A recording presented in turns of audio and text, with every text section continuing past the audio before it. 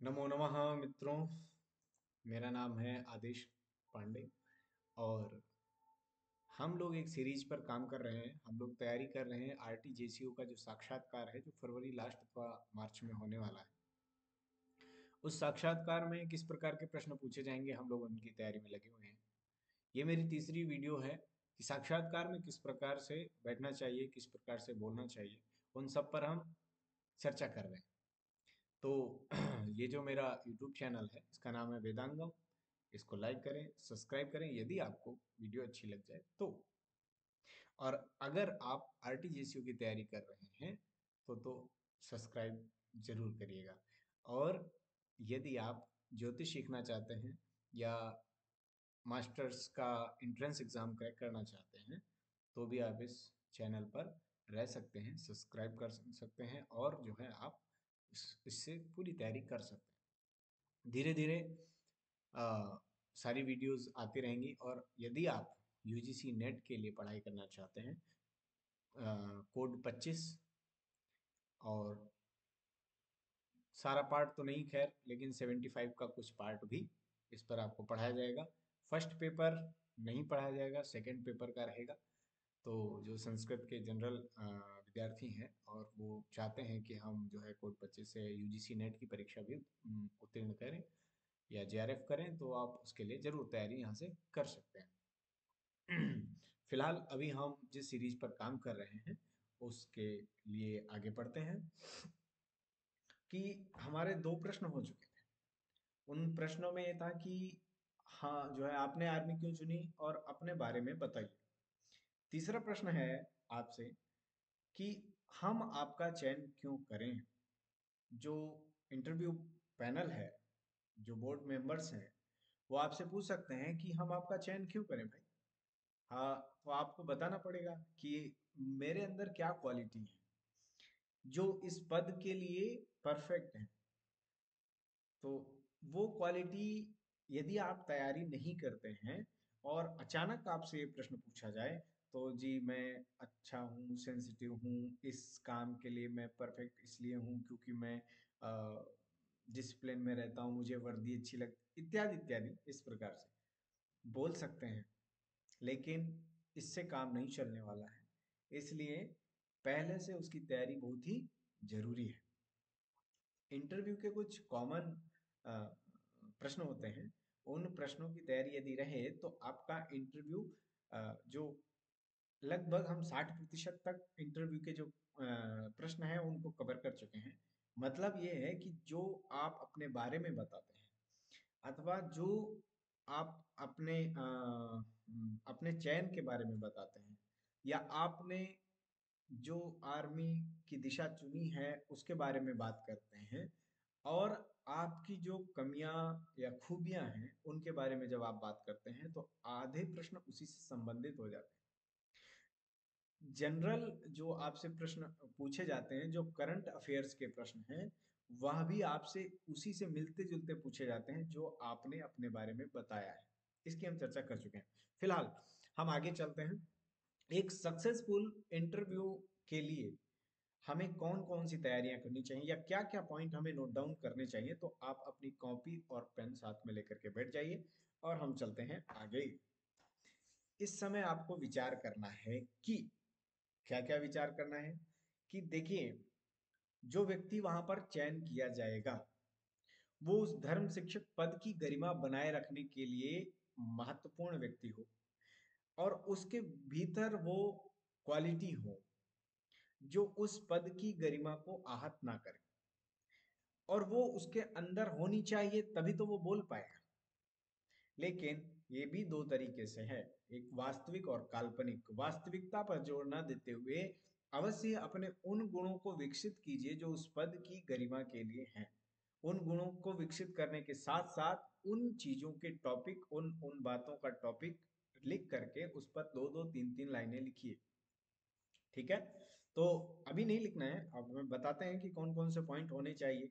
उस पद के बारे में आपने समझा है तभी आप वहां तक पहुंचे हैं, तो इसलिए और क्या क्या हो सकता है। देखिए, पद की गरिमा को ध्यान में रखते हुए अपने आप को बहुत अधिक महान नहीं बतलाना है कि यदि मैं नहीं पहुंचा इस आपके जेसीओ के पद को आपने मुझे नहीं दिया तो फिर आगे नहीं चलेगा कुछ भी। इस प्रकार के व्याख्यान नहीं देने हैं। तो हमें कौन सी बातें करनी है जो सामने वाले को मतलब उबाए नहीं कि अरे अच्छा तुम अपने आप को इतना महान समझते हो, इस प्रकार की बातें नहीं होनी चाहिए। देखते हैं फिर कौन सी बातें होनी चाहिए। तो कौन कौन से बिंदु होने चाहिए बोलते समय।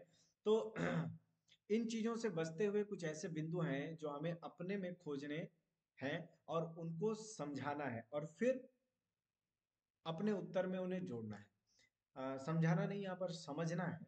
अब स्वयं समझेंगे कि कौन कौन से भीतर गुण विद्यमान है। देखिए, एक तो ये है कि आपके भीतर क्षमता होनी चाहिए एक टीम को संभालने की।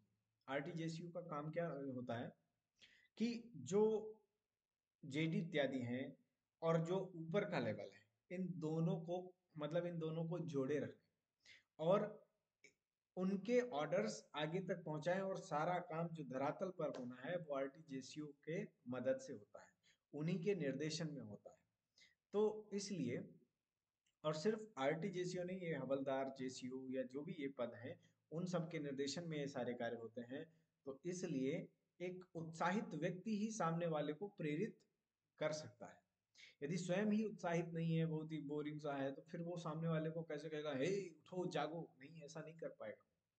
इसलिए वो गुण होने बहुत ही आवश्यक भी है। ठीक है। तो आप बता सकते हैं कि मैं एक उत्साहित व्यक्ति हूँ, मतलब मुझे चीजों में आलस नहीं आता है। कई कार्यों के लिए मैं नवीन नवीन कार्यों के लिए मैं सदैव उत्साहित रहता हूँ। ठीक है। और जो नियम होते हैं उन नियमों के मुताबिक मैं चलने वाला हूँ, अर्थात उसूलों पर चलने वाला व्यक्ति हूँ। नियमों का उल्लंघन नहीं करता हूँ, मेरे स्वभाव में ऐसा नहीं है, ये बताने का एक तरीका है। ठीक है। मेरे भीतर धैर्य की भावना अधिक है, अर्थात मैं धैर्य रखता हूँ, मैं इतनी जल्दी विचलित नहीं होता हूँ और मैं जो सिचुएशंस होती हैं उन पर कंट्रोल करने का प्रयास करता हूँ। ठीक है। यानी कई बार विषम परिस्थितियां भी होती हैं, सम परिस्थितियां भी होती हैं, तो विषम परिस्थितियों में मैं डरता नहीं हूँ, मैं अपने कार्य को क्रियान्वित करता रहता हूँ, बढ़ाता रहता हूँ। ठीक है। मेरे भीतर निर्णय लेने की क्षमता भी रहती है, अर्थात मैं ऐसी परिस्थितियों में भी निर्णय ले लेता हूं जो अन्य सामान्य लोगों में विषम मानी जाती है। ठीक है। और एक जो मैं एक डिसीजन मेकिंग स्किल है वो मेरे अंदर है। ठीक है। कौन कौन सी हैं देखते हैं आगे। अब ये जो पॉइंट्स हैं इनको आप ऐसे सामान्यतया नहीं बता सकते कि मेरे अंदर मैं डिसीजन मेकिंग हूँ, धैर्यवान हूँ। इस प्रकार से आप अपनी अच्छाइयाँ यानी आपके वो गुण जो उस पद की गरिमा बनाने के लिए अत्यंत आवश्यक हैं और उससे आपसे उस पद को जो है महानता मिलेगी, तो उसको भी ऐसे पॉइंट वाइज एक एक उंगली पर आप नहीं गिनाएंगे। कैसे बोलना है, तो उसके लिए आगे देखते हैं एक उदाहरण। उदाहरण के लिए जैसे आपने कहा, आपसे पूछा गया हम आपका चयन क्यों करें, तो आपने ऐसे बोलना है कि श्रीमान जी, मैं समझता हूं कि भारतीय सेवा में एक महत्वपूर्ण पद है। उस पद के उम्मीदवार को उत्साह से युक्त होना चाहिए। उसके भीतर ऐसे गुण होने चाहिए जो अपने शब्दों से अथवा कुछ उदाहरणों से, शास्त्रीय या सामाजिक उदाहरणों से सामने वाले व्यक्ति को मोटिवेट कर सके। ठीक है। उसके भीतर जोश जगा सके उसको, क्योंकि मन के हारे हार है, मन के जीते जीत। इस प्रकार से यदि कोई व्यक्ति मन से दृढ़ संकल्पित रहता है, उत्साहित रहता है, तो उसकी जीत निश्चित होती है, वो चाहे युद्ध हो अथवा कोई कार्य हो। और साथ ही मैं कहना चाहूंगा कि इस प्रकार की जो जोश जगाने की क्षमता है वह भी मेरे भीतर है। मैं ऐसा मानता हूँ क्योंकि मेरे पास कुछ मेरा जो अध्ययन रहा है वो ऐसे शास्त्रियों मतलब शास्त्रों का रहा है जिनमें सदैव कर्मठता को प्रधानता दी गई है, आलस्य को जो है हटाने की बात कही गई है कि स्वाध्यायान मां प्रमदितव्यम इत्यादि, इस प्रकार के कोई आप कोटेशन ले सकते हैं। ठीक है।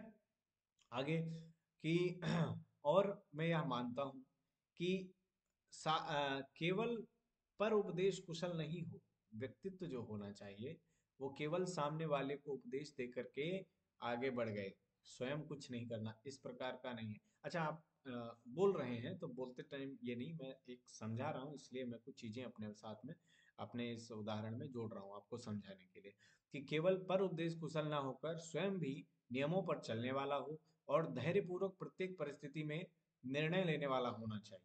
जहां तक मैं स्वयं को जानता हूँ अथवा अपने माता पिता मित्र गुरुजनों द्वारा कई मौकों पर इस बारे में उत्साहवर्धन प्राप्त किया है। यानी माता पिता ने या गुरुजनों ने मुझे सामने से आकर के कहा है, बहुत अच्छे बेटा, तुम्हारे अंदर धैर्य है, इसलिए इस कार्य को तुम संभव कर पाए। इस प्रकार से कोई चीज आप याद भी रखेंगे, यानी एक कहानी भी उसके साथ जोड़ के रखेंगे कि आपको ऐसा माता पिता गुरुजनों ने कब कहा, है ना।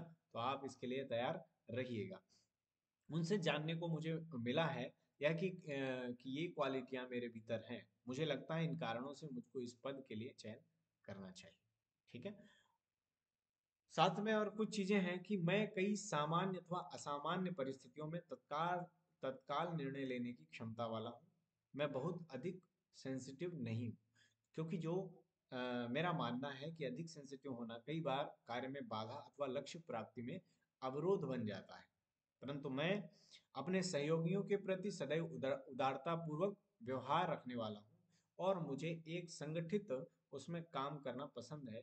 या मैं अपने साथ अन्य लोगों को भी एक अच्छे कार्य में लगाने के लिए अ, अ, मतलब रुचि रखने वाला व्यक्ति हूँ। इस प्रकार से कोई आप एक उदाहरण दे करके आगे बढ़ सकते हैं। तो आपसे इससे प्रश्न बनेंगे कि अच्छा, आपके साथ ऐसा कब हुआ कि आपके उत्साह को किसी ने सराहा है, ठीक है, आपके धैर्य को किसी ने सराहा है, या आपने कभी किसी टीम को मोटिवेट किया है कि नहीं किया है ना। इस प्रकार के प्रश्न आपसे पूछे जा सकते हैं। ठीक है, तो उसके लिए भी आपको तैयार रहना है। अब आगे क्या है कि इस प्रश्न का उत्तर देते समय कुछ और भी चीजें आपको ध्यान में रखनी पड़ेंगी। कौन कौन सी हो सकती हैं? एक तो यह मैंने आपको बताया कि बहुत अधिक महान या देवता बनने की आवश्यकता नहीं। ठीक है, कि मैं जी ऐसा हूँ, बहुत ही शांत चित्त वाला हूँ, इस प्रकार का हूँ, मैं देवत्व को प्राप्त कर चुका हूँ। ठीक है, तस्मात् ब्राह्मण देवता वहां पर नहीं चलेगा। ठीक है। और अपनी कमियां बताते समय किन्हीं ऐसी चीजों को सम्मिलित ना करें जो कानून के प्रति या अधिकारियों की आज्ञा के प्रति नकारात्मकता प्रदर्शित करती हो। कानून मतलब आपका जो संविधान है, उसके जो नियम है, उनको नहीं तोड़ता। ठीक है। जी, मैं किसी से भी भिड़ने के लिए तैयार रहता हूँ, क्योंकि युद्ध चाहिए सेना को। ठीक है, तैयार रहता हूँ मतलब आप लड़ाई झगड़ा करने वाले व्यक्तित्व के स्वामी हैं, इस प्रकार की बातें ना हो। ठीक है जी, मैं कोई भी ऐसी चीज आपके साथ नहीं होनी चाहिए। ठीक है। और मैं अपने बड़ों की आज्ञा का सदैव पालन करता हूँ। ये बात हो सकती है, अच्छी है। हाँ। और ऐसी कोई भी कमी ना बताएं जो चरित्रहीनता या अत्यधिक संवेदनशीलता प्रदर्शित करे, क्योंकि सेवा में अधिक संवेदनशीलता लक्ष्य प्राप्ति में बाधा बन सकती है। अपनी खूबियां बताते समय कौन कौन से बिंदुओं को सम्मिलित करें? प्रश्न है कि प्रश्न है कि अपनी 5 खूबियां और 5 कमियां बताइए। उसका भी इसमें थोड़ा सा मैंने ऐड किया है कि जो जो बिंदु यहाँ पर रखे जाएंगे, अर्थात जो जो आप खूबियां बताते हुए या अपनी कमियां बताते हुए जिन जिन बिंदुओं का सिलेक्शन करते हैं, जिन जिन बिंदुओं को लिखते हैं, उनको बोलते समय बहुत ही मजबूती से रखना है। यानी कि ये चीज मैं जानता हूं कि मेरे भीतर ये खूबी है, और ये मैं मानता हूँ। दोनों चीजें अलग अलग हैं। देखिए, एक तो मैं जानता हूँ मेरे अंदर ये खूबी है, और एक ये कि मैं मानता हूँ कि मेरे अंदर ये कमी है और मैं इसको सुधारने का प्रयास कर रहा हूँ। किस प्रकार की कमियां होनी चाहिए, किस प्रकार की नहीं होनी चाहिए, इस बात पर भी ध्यान देना है। तो आगे, कि किसी बिंदु पर अत्यधिक ना बोल करके 1 से 1.5 लाइन का एक सेंटेंस तैयार करें, सिर्फ उसी को बोले। यदि तत्काल में कुछ ऐसा याद आ जाए आपको, तो उसको भी एक एक 1.5 लाइन में बोल करके आगे बढ़ जाइए। ठीक है। और खूबियां और कमियों से भी संबंधित आपसे प्रश्न पूछे जाते हैं। कौन कौन से? देखिए, पैनल का खूबियां और कमियां पूछने का मतलब यह होता है कि आप अपने व्यक्तित्व के बारे में किस प्रकार से सोचते हैं, यह जानना उनका उद्देश्य होता है कि आप अपने भी व्यक्तित्व का विश्लेषण करते हैं, अपने अंतर्मुखी हैं कि नहीं, है ना। आप उसको चिंतन करने वाली बुद्धि आपकी है या नहीं है, इस बात पर भी वो विचार करना चाहते हैं। तो इसलिए आपकी 5 खूबियां यहाँ पर लिखी हुई हैं। इन्हीं की जैसी आप खूबियां अपनी जो है लिख सकते हैं, बदल सकते हैं। एट जो है बिल्कुल इसी तरह एज इट इज नहीं बोलना है। क्या? कि जैसे मैं कार्यों को प्लान करने और उन्हें कार्यान्वित करने में दिलचस्पी रखता हूँ। क्योंकि सामान्यतया ज्यादातर लोग प्लान नहीं करते और डायरेक्ट कार्य शुरू करते हैं, या फिर कुछ लोग प्लान करके बैठ जाते हैं और कार्य को धरातल पर नहीं कर पाते। तो आपने दोनों चीजें बोलनी है कि मैं कार्यों का पहले प्लान करता हूँ, क्योंकि आपका कार्य वहां पर यही है, चीजों को अरेंज करना ना। तो इसलिए आपके अंदर ये खूबी अगर होगी तो संभावना है कि जो है उन्हें बोर्ड पैनल को प्रभावित करेगी। जैसे मैं अपने कार्यों को प्लान करता हूँ और उन्हें कार्यान्वित करने में दिलचस्पी रखता हूँ। ठीक है। दूसरा, प्रत्येक कार्य को मेहनत और लगन के साथ करना मैं अपनी मैं अपना कर्तव्य मानता हूँ, क्योंकि लगन जो है वही कार्य की पूर्णता की गारंटी है। अर्थात सतत प्रयास कार्य के पूर्णता की गारंटी है। ठीक है। मैं अपने अधिकारियों के प्रति नम्र एवं सहयोगियों के प्रति सहानुभूति रखने वाला व्यक्ति हूँ। मैं अपनी किसी भी बात से लोगों के मन को ठेस ना पहुंचे या किसी भी पक्ष को ठेस ना पहुंचे, इस बात पर भी ध्यान रखता हूँ। साथ ही अधीनस्थ लोगों की बात समझने में मुझे रुचि रहती है, क्योंकि मेरे अंदर वो एटीट्यूड नहीं है, एप्टीट्यूड है। एटीट्यूड नहीं है मतलब मैं ऐसा नहीं कि कोई छोटा व्यक्ति मुझसे कुछ कहे और मैं उसकी बात सुनूं नहीं, नकार दूं, अपनी ही चलाता रहूं। ऐसा नहीं, मुझ में सीखने की इच्छा है, जो अवधारणा है वो बढ़ती अवधारणा है, मैं सीखने की इच्छा वाला व्यक्ति हूँ। ठीक है। मैं अपने साथियों के प्रति वफादार रहता हूँ, ऐसा मेरे साथी लोग कहते हैं। तो जो ये मैंने अपनी 5 खूबियां बताई हैं, इन इनके बाद अब आप अपने कमियों के बारे में बताएंगे। तो क्या बताएं, कौन कौन सी चीजें हो सकती हैं या किस प्रकार की हो सकती हैं, ये प्रकार है दरअसल। इसके साथ साथ आप अपना एक तैयार कीजिए कि आप में कौन सी कमियां हैं, आप में कौन सी खूबियां हैं, उसका एक पेज तैयार करिए, उदाहरण तैयार करिए, और यहाँ पर पोस्ट भी कर सकते हैं कमेंट में। ठीक है। यदि मैं कमियों की बात करूं तो कई बार गैर जरूरी कार्यों को भी बहुत सीरियसली ले लेता हूं और उन पर बहुत अधिक समय खर्च हो जाता है, जिसे मैं अपनी कमजोरी मानता हूं। देखिए, भाषा की प्रतिबद्धता नहीं है फौज में। ठीक है। आप इन चीजों को थोड़ा थोड़ा यदि इंग्लिश उसमें डालेंगे, क्योंकि जो लिखित भाषा है ना आर्मी की, वो तो इंग्लिश ही चल रही, तो इसलिए आ, आप थोड़ी थोड़ी अगर अंग्रेजी के वर्ड डालेंगे तो इससे आपका लाभ होगा। ठीक है। तो जिससे मैं अपनी कमजोरी मानता हूँ, खाने के प्रति थोड़ा अधिक प्रेम है, जिसकी वजह से शारीरिक कष्टों को सहन करना पड़ जाता है। हेल्दी खाने से अधिक जो है मैं जो टेस्टी खाना पसंद करता हूँ उसकी तरफ ध्यान चला जाता है। ठीक है। जिससे शरीर में क्या होता है, थोड़ा विकृतता आ जाती है। आपको ये बोलना नहीं है, परंतु यदि आप गोल मटोल है तो आप ये चीज रख सकते हैं। ठीक है। यदि आपका पेट थोड़ा सा बढ़ा हुआ है, वैसे तो इस प्रैक्टिस में कम हो गया होगा, परंतु फिर भी आप इसको रख सकते हैं यदि आप इस चीज को दबाना चाहते हैं। ठीक है। और दूसरा, जो कि हम लोगों में होता ही है, इसमें कोई समस्या नहीं है, ये कमी सब में होती है, कि आप बोल सकते हैं मैं विपरीत जेंडर के प्रति थोड़ा सा शर्मीला हूँ, अर्थात इंट्रोवर्ट हूँ।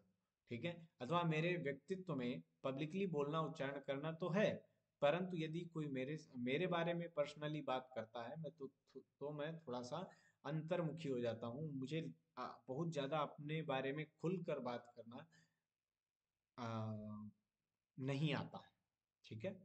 और मेरे अंदर एक टाइम मैनेजमेंट की जो क्षमता है वो थोड़ी सी कम है। हालांकि ये आप चाहें तो रख सकते हैं, नहीं तो इसको हटा सकते हैं। क्यों? क्योंकि टाइम मैनेजमेंट तो आर्मी में बहुत ही जरूरी है। इस कमी को मैंने लिखा है कि मैं इसमें सुधार कर रहा हूँ। हालांकि पंडितों का जो टाइम मैनेजमेंट होता है वो थोड़ा सा पूजा के टाइम तो ठीक होता है, परंतु बाकी उठने चलने बोलने नहाने खाने पीने में थोड़ा सा होता ही है। तो इसलिए इसको बोलने में हिचकिचाने की आवश्यकता नहीं मालूम पड़ती है। तो आप कह सकते हैं जिसे मैं सुधार करने का प्रयास कर रहा हूँ। चीजों को कितने समय में पूरा कर लेना है यह समझना थोड़ा मुश्किल हो जाता है मेरे लिए, पर मैं इसके लिए कार्य कर रहा हूँ, इस पर सुधार कर रहा हूँ।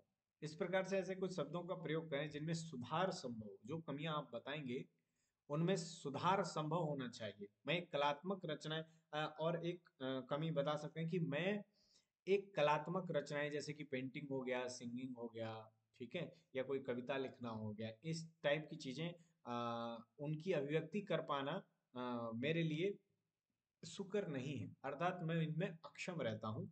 जैसे पेंटिंग, रंगों का चयन इत्यादि में थोड़ी विषमताएं, या नया संगीत बनाना सीखना, या नए वाद्य यंत्रों का पठन पाठन अध्ययन या रियाज वगैरह मुझसे नहीं हो पाता है। इनमें मुझे समय लगता है। ऐसा किसी चीज में नहीं करना है कि आगे कोई मुख नहीं रहे, ठीक है, वो वहां बंद हो जाए, नहीं, ऐसी कोई चीज का प्रयोग ही नहीं करना हमें। हमें प्रयोग करना है जो आगे विस्तृत हो, यानी वो कमियां समाप्त होंगी और उनसे हम मेरा पर्सनली उसका नुकसान हो सकता है, परंतु अन्य किसी का नुकसान उसकी वजह से नहीं होगा। ठीक है, तो इन चीजों में आप रख सकते हैं। आगे चलते हैं। कुछ जो फाइनल टिप्स हैं आपके, जो आपके इंटरव्यू स्किल को बूस्ट करेंगे, वो ये है कि सभी प्रश्नों का उत्तर देते समय सोच करके और थोड़ा रुक करके बोलें। ठीक है, और अगर आपको याद भी है, मान लीजिए आपसे कोई ऐसा प्रश्न किया, आपने बिल्कुल वर्ड टू वर्ड लिखा हुआ है, आपको लगता है बस यही बोल देना है, तो भी ऐसा लगना चाहिए कि आप हर एक चीज पर विचार करके बोल रहे हैं, कोई रट्टा मारा हुआ कोई चीज नहीं है। ठीक है, तो इसको नहीं करना है। और लगातार प्रश्नों को मना नहीं करें। जैसे एक प्रश्न आया, आपने कहा जी क्षमा करें श्रीमान, मुझे नहीं आता, या सॉरी, मुझे इस बारे में नहीं मालूम। फिर अगला पूछा, तो आपको वह भी नहीं मालूम, तब आप क्या करेंगे? तब आपको करना ये चाहिए, जैसे मान लीजिए सामान्य रूप से किसी मंत्री का नाम पूछा जो कोई 2000 से 2005-10 तक कोई रहे, ठीक है, कि खाद्य मंत्री बताइए कौन था कांग्रेस के अंतिम शासन में खाद्य मंत्री कौन था? तो आप कहेंगे कि जी मुझे नहीं आता। अच्छा बताइए उस समय खेल मंत्री कौन था? वह भी नहीं आता। ऐसे प्रश्नों का उत्तर, तो जो दूसरा वाला मना यदि आप करते हैं, संभवतः संभवतः यदि आपको याद है, आपने पढ़ा है लिखा है, तो आप संभवतः किसी का नाम दे सकते हैं। हालांकि वो गलत है, आपको नहीं मालूम संभवतः, लेकिन बस उसके मतलब समसामयिक होना चाहिए, थोड़ा टाइमिंग होनी चाहिए, पर मंत्री इधर उधर हो जाए तो कोई समस्या नहीं। या लगातार ऐसे ही कोई प्रश्न आपसे पूछा गया कि ये युद्ध कब हुआ, ये युद्ध कब हुआ, तो भी आप उसमें बता सकते हैं कि संभवतः 1971 में ये युद्ध हुआ था। या मतलब इस प्रकार से आप बोल सकते हैं, जी मैं कंफर्म नहीं हूँ, श्योर नहीं हूँ, ये बोल करके आप जब रुकेंगे ना, तो अगला प्रश्न उससे बदल करके आएगा। यदि आप दो मना करेंगे तो वो चाहते हैं कि आप दो मना करें, फिर आपसे वैसे ही तीसरा प्रश्न किया जाए और आप तीनों मना कर दें, तो आपका पॉइंट कट। ठीक है, तो इस प्रकार से लगातार उसे मना नहीं करें। लगातार 3 प्रश्नों के उत्तर ना देने पर निगेटिव पॉइंट बनता है। ठीक है, इसलिए उसका कुछ ना कुछ उत्तर दे करके आप उससे बाहर आ जाए। ठीक है, इन प्रश्नों का उत्तर देते समय थोड़ी सी गंभीरता रखें चेहरे पर। और मतलब कौन से प्रश्न जो आपको नहीं आते या फिर आपके बारे में जैसा पूछा है तो उसमें आप मुस्कुरा करके बोल रहे हैं, परंतु जहां जहां आपको अधिक विचार करना पड़ रहा है, जैसे कमियां, है ना, तो उस समय आपके भीतर गंभीरता होनी चाहिए कि हाँ आपको भी इस बात का दुख है कि आपके अंदर ये कमी है। ठीक है, तो इसलिए अपने चेहरे पर थोड़ी सी उस समय गंभीरता रखें। तो आज के लिए इस इंटरव्यू के टिप्स में हम 3 प्रश्न पूरे कर लिए हैं। अब हमें आगे के प्रश्नों के लिए करंट अफेयर्स की तरफ हम चलेंगे, और वो हम कल से प्रारंभ करेंगे। करंट अफेयर्स में हर एक चीज का उत्तर नहीं होगा, सिर्फ किस प्रकार के प्रश्न पूछे जाते हैं और आपको तैयारी किस पार्ट में करनी है। यानी आपने किन एक तरीका बनाया कि हमें इन इतने इतने, जैसे मैं कहूँगा कि जो भारत के सीमावर्ती देश हैं, उन देशों के जो नेता हैं इस समय और आज से 10 साल तक पीछे, जब जब यदि कोई सत्ता पलट हुआ है तो आप याद कर लें, उस नेता को याद कर लें। अच्छा, और यदि कहीं इन देशों में जहाँ कहीं भी कोई अ, विवाद चल रहा है तो उस विवाद का मुख्य कारण याद कर लें और सोचें। ठीक है, जहाँ सीमावर्तियों पे जो कोई यदि हमले हुए हैं और जो अ,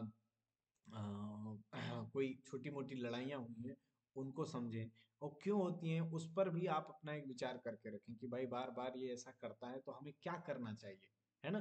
तो ऐसे प्रश्न आ सकते हैं, तो हम एक क्राइटेरिया निश्चित करेंगे कि अ, हमें ये याद करना है, इतने में से पढ़ना है। क्योंकि करंट अफेयर्स में जाएंगे तो फिर तो जीके क्या ही करेगा, है ना। तो इतना नहीं, पर जो है जनरल नॉलेज उतना होना चाहिए जितना वहाँ पूछा जा सकता है, अधिक हम भार लेकर के नहीं चलने वाले हैं। और उसके तुरंत बाद 2 क्लासेस के बाद हम प्रारंभ करेंगे अपना विषय, यानी कि संस्कृत साहित्य, संस्कृत वाङ्मय। जो कुछ भी पूछा जा सकता है, जिन जिन की संभावनाएं हैं, उन पर हम बात करेंगे।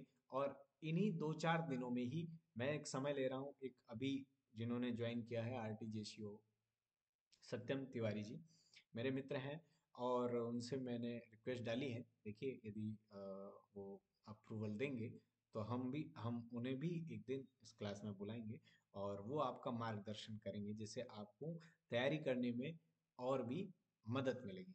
ठीक है, ठीक है। हर हर महादेव, जय हिंद। आज के लिए इतना ही, धन्यवाद। हाँ सुनिए, सब्सक्राइब करके जाइए।